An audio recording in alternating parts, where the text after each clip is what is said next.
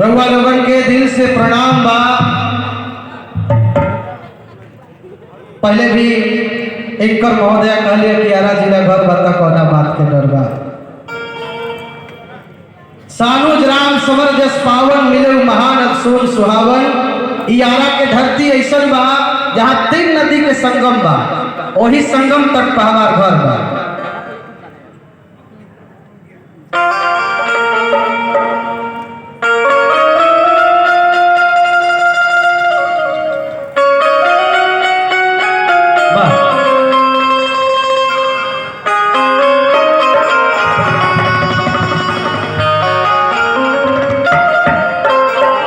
सब गण्यमान्य लोग के आयरन देवी के महंत मनोज बाबा के प्रणाम बा। आदित्य जैन साहब, विनय बिलाउर जी, वंदना राजवंशी जी, रंग बहादुर जी, गीतकार मुकुल मनमित जी, पूरे कलाकार और दर्शक बंधु के भी दिल से प्रणाम बा। हो हो हो हो हो हो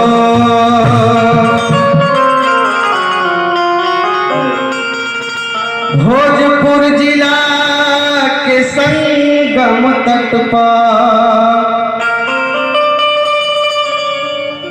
बिशुनपुर बागा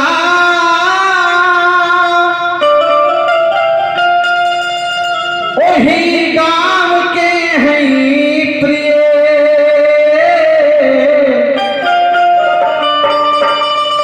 अविनाश होना।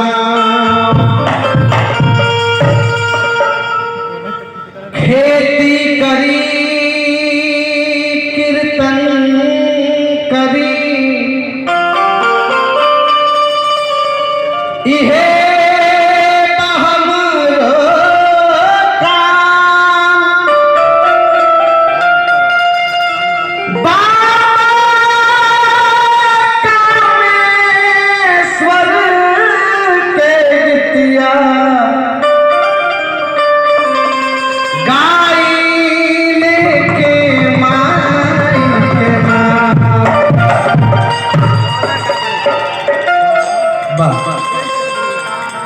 एगो किसान परिवार के सदस्य होने के नाते बचपन से आज तक स्वरोजगार मेला लागल बा।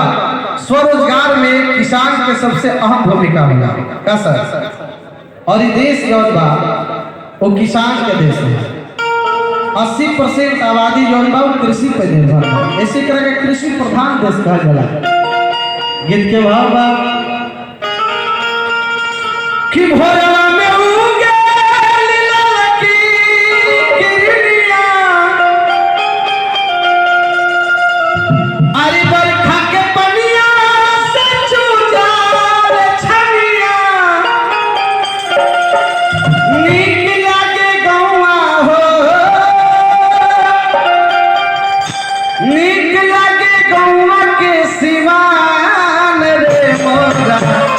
बाबूजी हरे किसान रे मोरा बाबूजी हरे किसान किसान रे बाबूजी हरे किसान।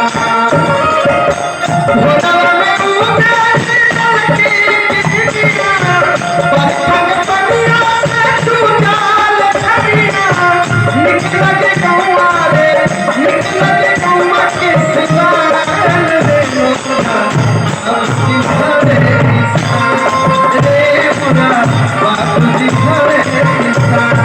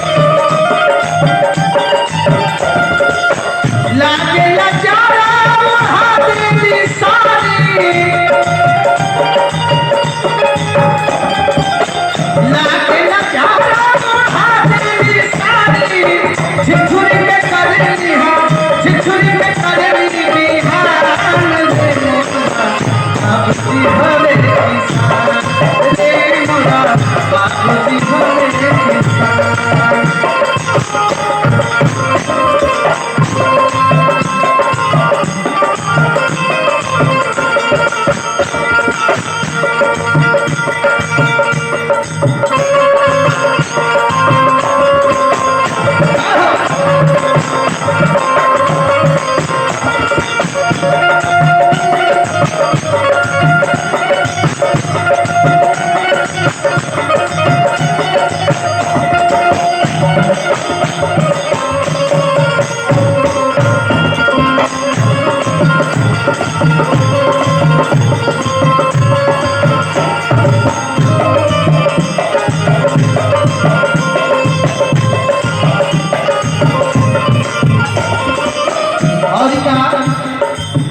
भोरे भोरे दूध देली काब धनु गैया